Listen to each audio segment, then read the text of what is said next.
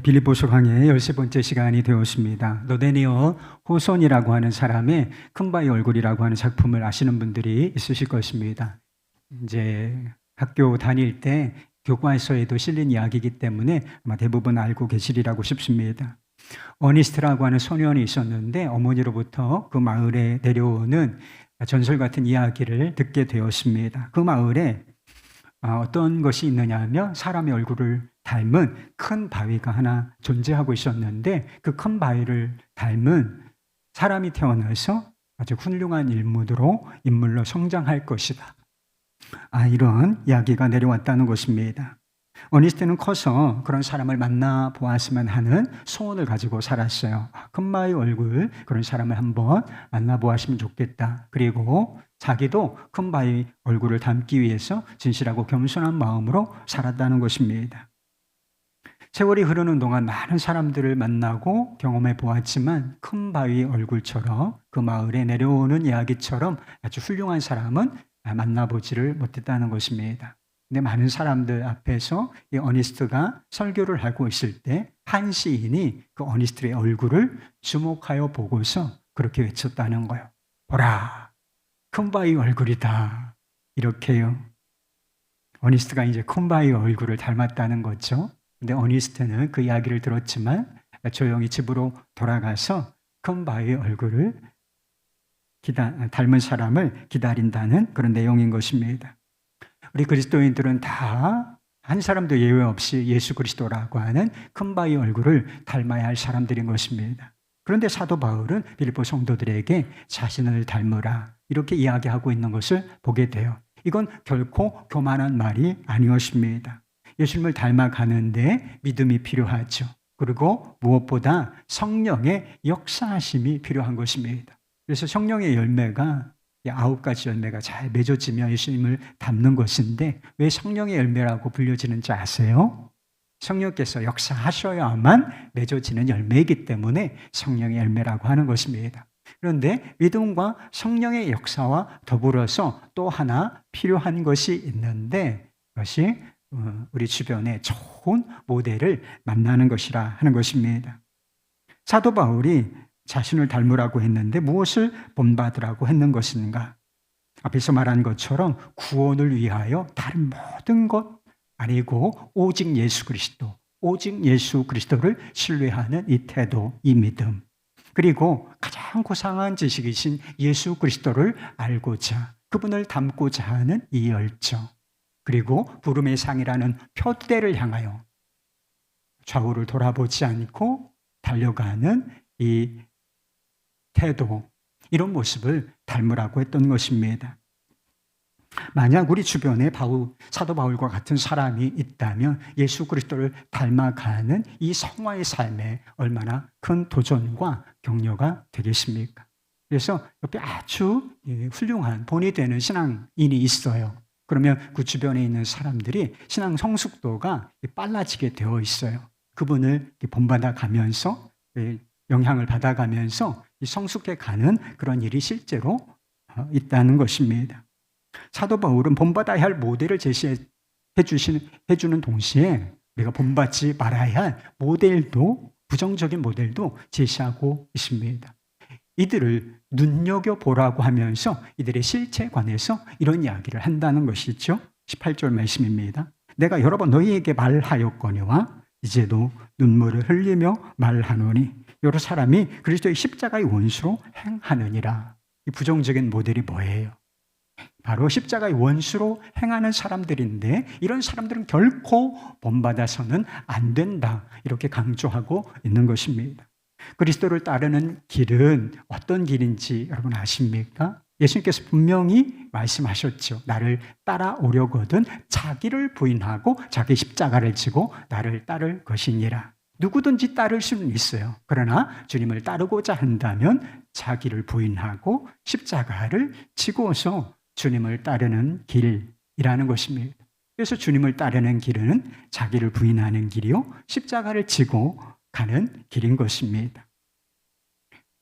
자신을 본받으라고 했던 사도 바울의 삶을 한번 보시기 바랍니다. 자신의 정체성은 나는 예수 그리스도의 종이라 이렇게 생각하고서 예수 그리스도의 종이기 때문에 철저하게 자신이 원하는 대로 살지 않고 주님께서 원하시는 대로 십자가를 따르는 삶이 아니었습니까?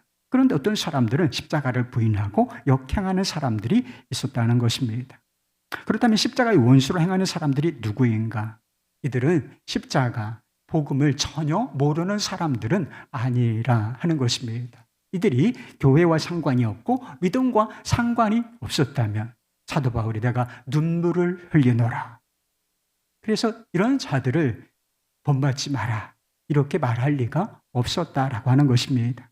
아마 이들은 입술로는 예수 그리스도를 시인하지만 삶으로는 이 복음을 부인하는 자들. 성경이 다른 본문 말씀에, 다른 복음서에 그런 말씀이 나온다는 거죠. 믿는다고 말은 하지만 전혀 믿는 자처럼 살지는 않는 그런 사람들을 말하는 것이 아닌가 싶습니다. 케냐에 안정규 선교사님이라고 계신데 정규 선교사님이 아프리카 교인들에 대해서 그런 이야기를 한 적이 있어요. 아프리카 교인들이 예배 드리는 모습은 대단히 열정적이라 하는 것입니다. 우리의 예배가 조금 더 열정적이면 좋겠다는 생각을 해요. 여러분, 우리는 손 하나 드는 거 어렵죠? 여러분. 너무 어색해가지고 손 하나 박수 치는 것도 막 이렇게 너무 속적이에요. 여러분, 그렇게 하지 말고 좀 손도 한번 주님께 주님을 찬양합니다. 그런 의미로 손도 들고 박수도 치고 이렇게 한번 열정적으로 한번 예배를 드려보시기 바랍니다. 그런데 이 아프리카 성도들은 뭐 말하지 않아도 막 몸을 흔들어 가면서 열정적으로 이렇게 예배를 한다는 거예요. 그런데 문제가 무엇이냐? 그들 중에 살인자들과 강도들이 있다는 것입니다. 매주마다 큰 죄를 짓고 나와서 그렇게 이야기한다는 거예요. 주님 보혈로 덮어주십시오. 주님 보혈로 씻어주십시오. 그래서 선교사님이 하도 기가 막혀가지고 한 번도 아니고 매주 그렇게 큰 죄를 짓고 오면서 보혈로 덮어주십시오. 여러분, 이게 가능한 이야기입니까? 그래서 하도 기가 막혀서 그런 이야기를 했대요. 예수님의 보혈 이제 다 떨어졌습니다. 그랬더니 사람들이 그러면 뭐가 남아있습니까? 라고 묻더래요. 그래서 선교사님이 단호하게 대답을 했다는 것입니다. 십자가에 박을 못은 남아있습니다. 십자가의 원수로 행한다는 것이 바로 이런 것이 아닌가 싶습니다. 삶의 변화는 전혀 없어요. 그런데 십자가를 만병통치약처럼 그리고 부적처럼 대하는 태도, 이것이 바로 십자가의 원수로 행하는 그런 모습이 아닐까 한다는 것입니다. 19절 말씀에 보면 십자가의 원수로 행하는 사람들의 모습을 조금 구체적으로 세 가지로 제시하고 있음을 봅니다. 19절 말씀, 그들의 마침은 멸망이요 그들의 신은 배요 그 영광은 그들의 부끄러움에 있고 땅의 일을 생각하는 자라. 십자가의 원수로 행하는 사람들은 첫째, 그들은 자신의 배를 신으로 섬긴다는 것입니다. 배는 단순히 위장을 의미하는 것이 아니라 육신의 욕망을 상징하는 것입니다. 육신의 욕망, 육신이 원하는 것을 하나님처럼 섬기는 사람들이라 하는 것이지요. 우리가 하나님을 섬기고 그분의 뜻을 따라야 하는 사람들이 아니겠습니까? 그러나 이들은 자신의 욕망을 하나님처럼 섬기고 있다라고 하는 것입니다. 얼마 전에 금요 성령 집회 말씀 시리즈가 7가지 치명적인 죄였어요. 그래서 7가지 다른 모든 죄들이 죄는 다 심각한 거지만 특별히 우리에게 대단히 위험하고 우리의 삶을 망치는, 하나님과의 거리를 너무나 멀리 하게 만드는 그런 치명적인 죄 7가지에 대해서 살펴본 적이 있습니다. 그 죄가 뭔지 아세요? 첫 번째는 가장 심각한 죄, 교만이고 시기, 분노, 그리고 탐욕, 탐식, 게으름, 정욕, 그리고 한 가지 보너스로 허영까지를 더해서 8번의 말씀을 살펴본 적이 있습니다. 이 7가지 죄 중에 몇 가지는 그 자체로서는 죄가 아니에요. 정상적인 것인데 이것이 과도하여서 하나님이 정하신 선을 넘어버리면 죄가 되는, 심각한 죄가 되는 것들이 몇 가지 있습니다. 여러분, 소유는 필요한 거예요. 무소유 정신을 이야기하는 사람들이 있지만 기독교는 무소유 정신이 아니라 청지기 정신인 것입니다. 그래서 소유는 필요한 것이고 하나님께서 물질을 창조하시고 이 소유를 우리에게 선물로 주시는 것이지요. 그런데 이 소유욕이, 소유에 대한 갈망이 지나치면, 과도하게 되면 이게 탐욕이 되는 것이고, 탐욕은 곧 우상숭배라, 자기 욕망을 하나님으로 섬기는 것이다 하는 것입니다. 여러분, 식욕은 필요한 것이죠. 식욕이 없는 사람이 있나요? 식욕이 없으면 죽어요.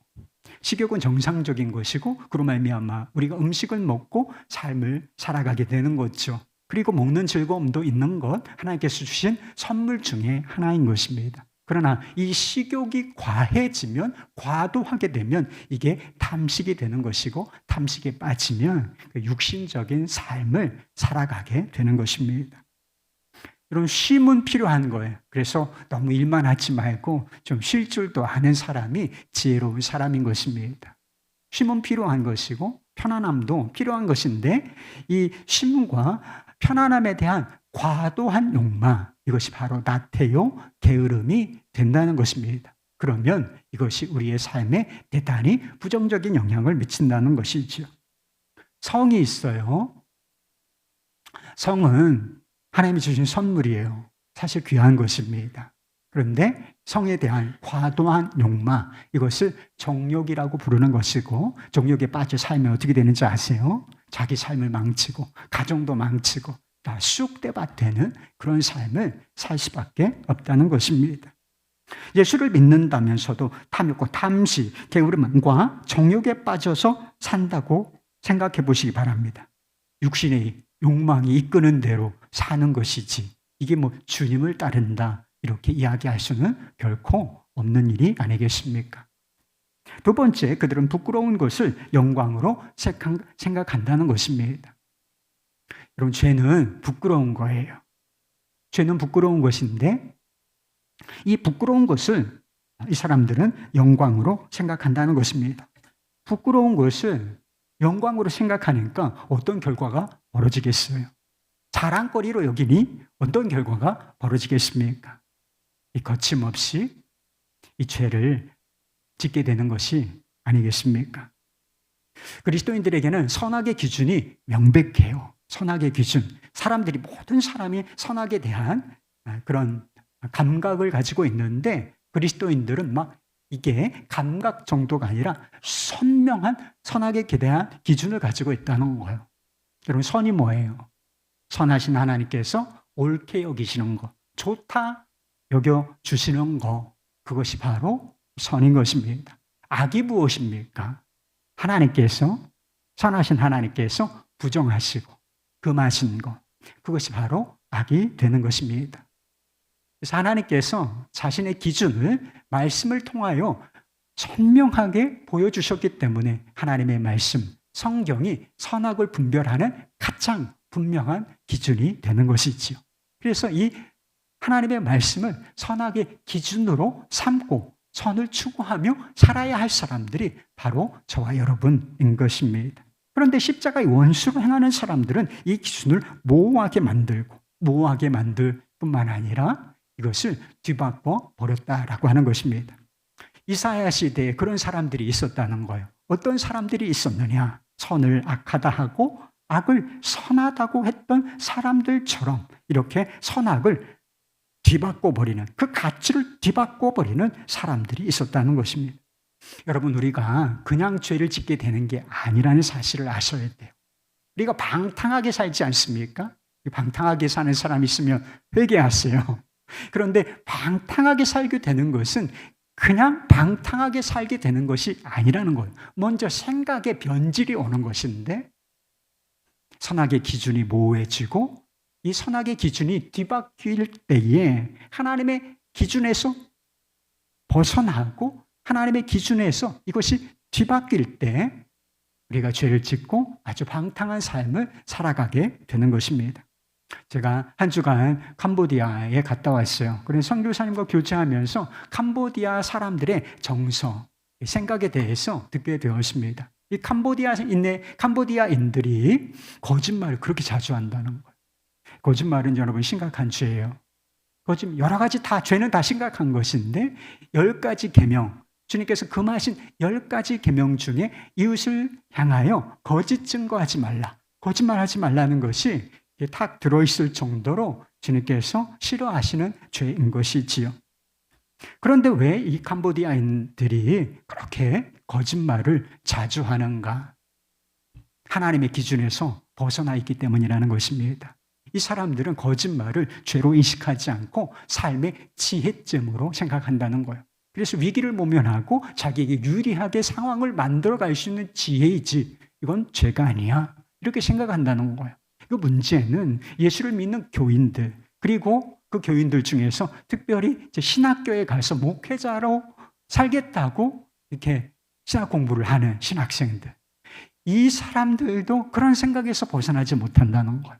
그래서 거짓말하면 안 돼, 거짓말은 죄야, 이거 하나를 가르치는데 신학교에서 몇 년씩 걸린다는 거예요.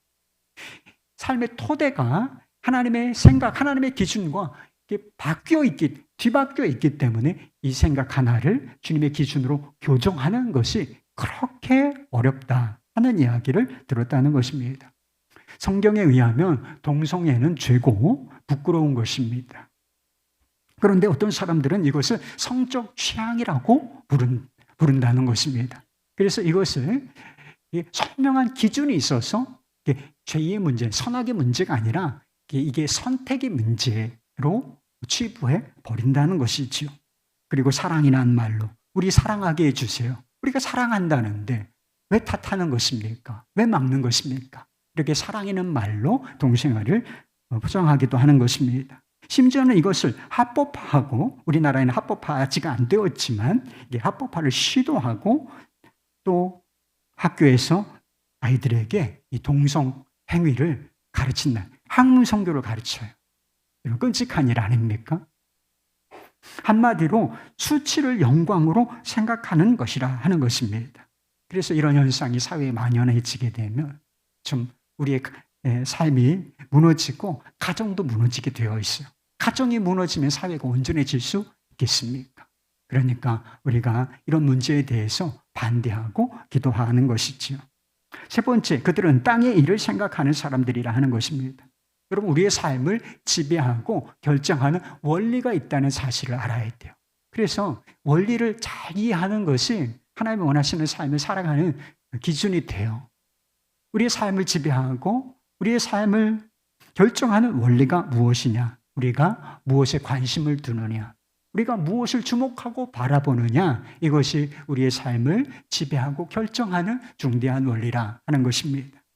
사도 바울은 그의 시선은 하늘과 부르심의 상에 초점이 맞춰져 있습니다. 전에 유익하던 것, 그거 다 배설물로 버리느라 하고서 좌우도 바라보지 않고 하늘을 향하여, 표대를 향하여 달려가는 그런 삶이었다라고 했습니다. 그러나 십자가의 원수로 행하는 사람들의 시선은 오직 땅에 머물러 있었다는 것입니다. 그래서 이 세상, 또 이 세상에 있는 것이 마치 전부인 것처럼 그런 것들을 주목하며 바라보며 살았다는 것이죠. 야생오리 한 무리가 겨울을 맞아서 남쪽을 향해서, 겨울을 나기 위해서 남쪽을 향해서 날아가고 있었습니다. 근데 그 무리 중에 한 마리 오리가 아래를 쭉 바라보니까 오리 농장이 있는 거예요. 집에서 키우는 오리들의 모습을 보았습니다. 그 오리 농장에는 큰 연못이 하나 있었고 그 오리들이 거기서 헤엄을 치면서 편안하게 지내고 있었다는 것입니다. 그 오리 농장을 보니까 먹을거리가 아주 풍성한 것처럼 보였어요. 그래서 그 무리에서 이탈해서 그 오리 농장에 내려앉아서 한동안 머물러 있기로 결정을 했다는 것입니다. 다른 야생 오리들이 겨울을 보내고 다시 북쪽으로 올라갈 때까지 농장의 오리들과 함께 머물러 있으면서 그 풍족한 먹이를 먹으려고 했던 것이죠. 그래서 한동안 그렇게, 한철을 그렇게 보냈다는 것입니다. 이제 봄이 되었어요.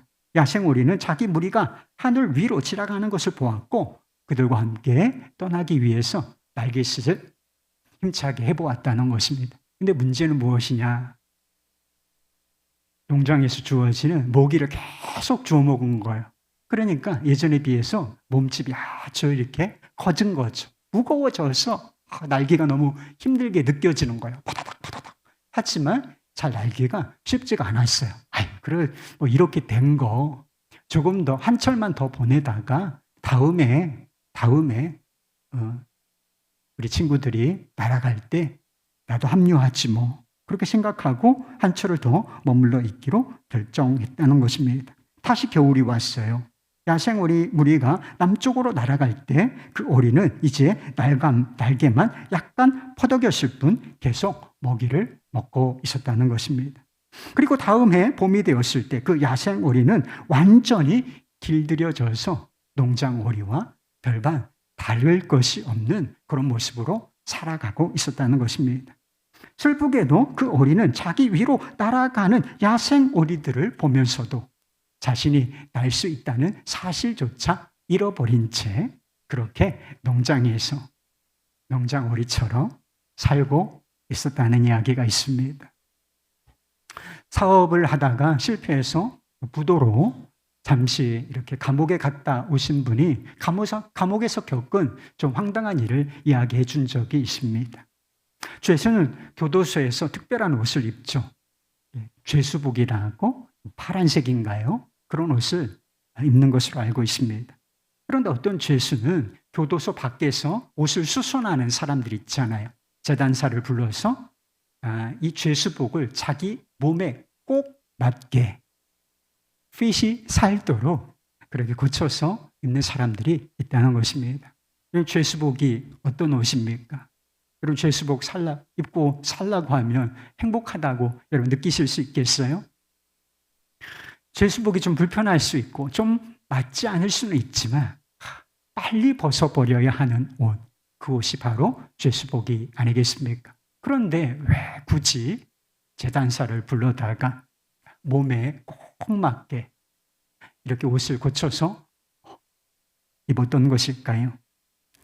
그분이 하는 얘기가 그거예요. 그들의 관심은 오직 감옥에서 어떻게 지낼까, 여기에만 온통 관심이 있지 밖으로 나갈 수 있다. 그리고 바깥 세상에 대한 기대와 소망이 전혀 없어 보이더라. 그러니까 그렇게 사는 것이었다라고 이야기를 했다는 것입니다.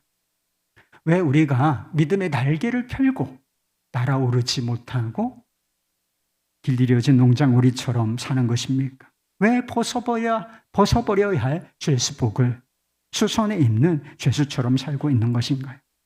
우리의 시선이 땅에 있는 것들에 머물러 있기 때문이라는 것입니다.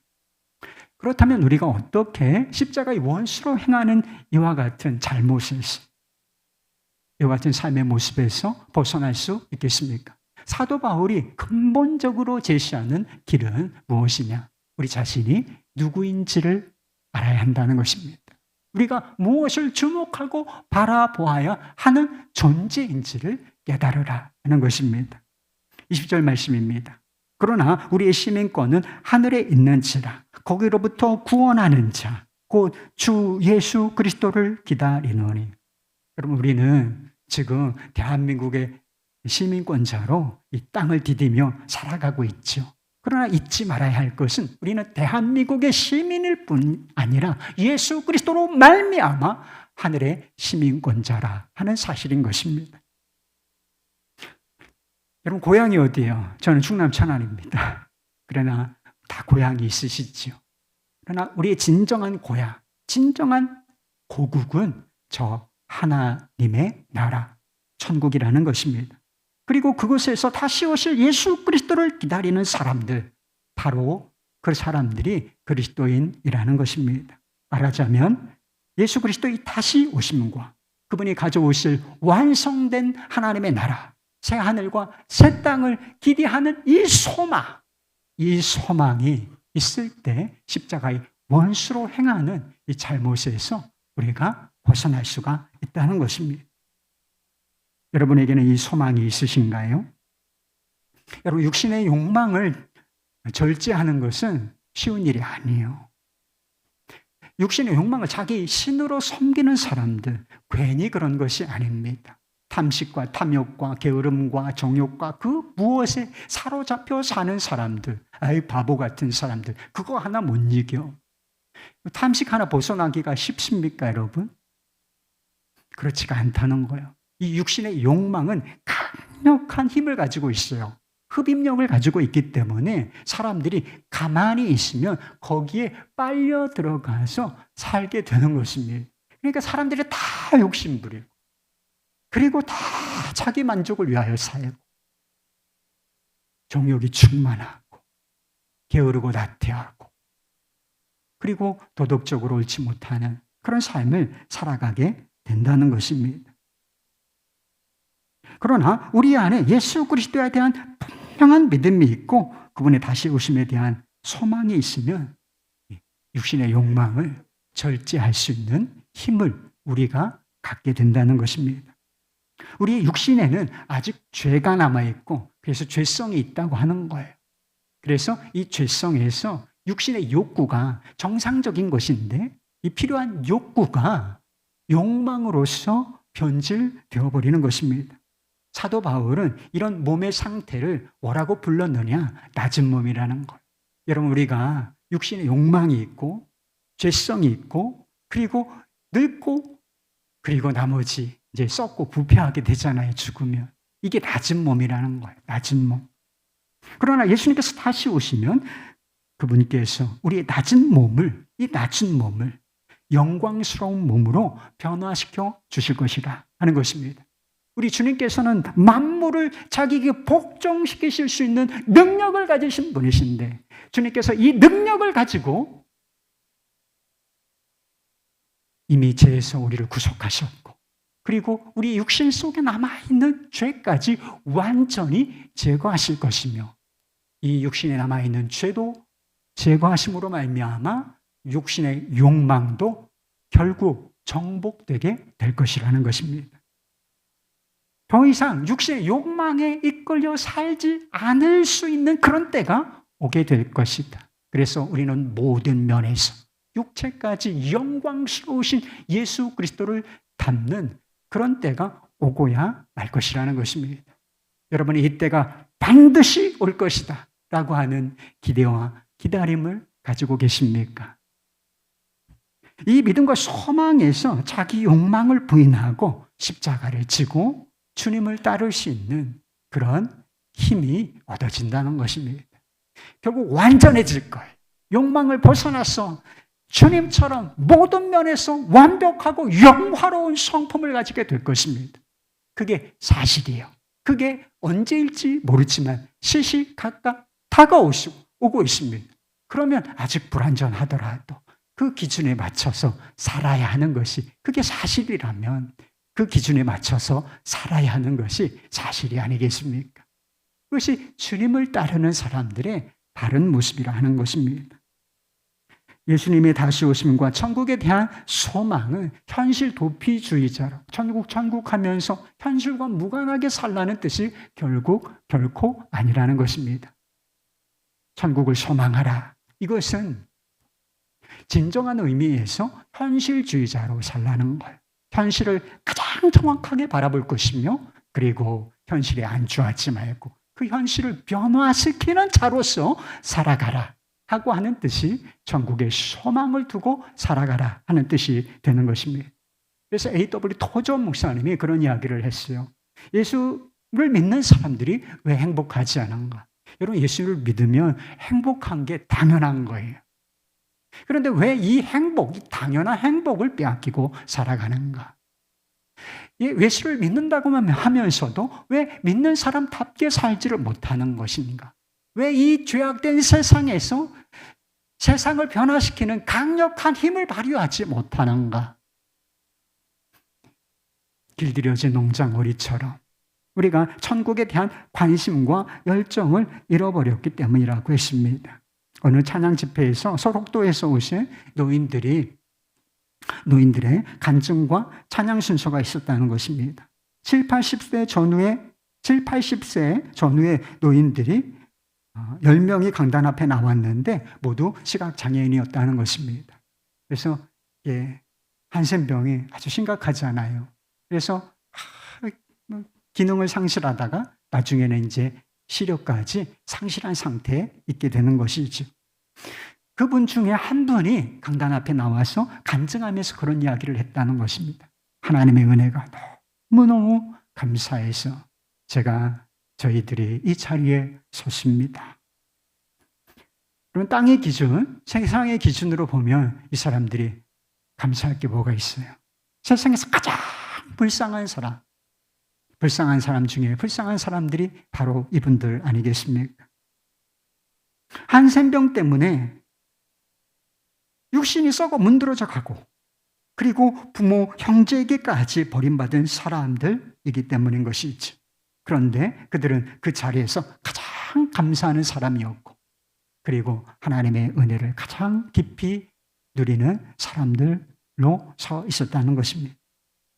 그들의 감사의 이유, 행복의 이유가 도대체 무엇이었겠습니까? 아주 절망적인 상황 속에서 찾아오신 예수 그리스도, 자기 마음에 오신 예수님, 그리고 예수님께서 허락하신 그 구원의 축복, 그리고 영원한 천국에 대한 소망 때문이었다고 했습니다. 영원한 천국을 바라보는 눈이 열리고 나니까 자신을 버린 부모 형제를 원망하는 그 원망했던 것, 그 죄를 회개하기까지 했다는 것입니다. 한센병에 걸린 것도 감사하고 눈이 먼 것도 감사하다고 고백을 했다는 것입니다. 정말 불쌍한 사람이 누구예요? 한센병에 걸린 사람입니까? 가난한 사람이 불쌍해 보이십니까? 저 불쌍한 사람. 진짜 불쌍한 사람은 누구냐? 썩을 육체 안에 갇혀서 그것만을 위해서 사는 사람. 이 사람이 가장 불쌍한 사람입니다. 세상을 바라보고 땅을 바라보는 눈은 훤히 열렸지만 저 하늘을 바라보는 눈은 열리지 않은 사람, 소망 없이 사는 사람이 진짜 불쌍한 사람인 거예요. 그래서 C.S. 루이스가 소망에 관해서 이런 이야기를 했던 적이 있어요. 좀 잘 들어보시기 바랍니다. 소망은 신학적 덕목 가운데 하나다.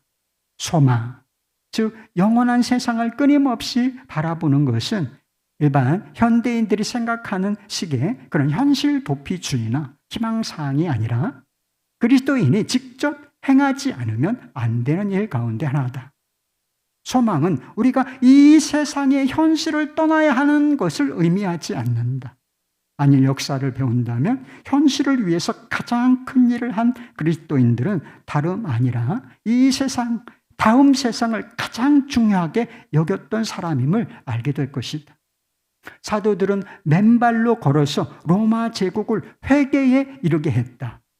중세를 세웠던 위대한 인물들과 노예 무역을 폐지했던 영국의 복음주의자들은 모두 이 땅에서 커다란 발자취를 남겼는데 그것은 그들의 마음이 천국에 사로잡혀 있었기 때문이다.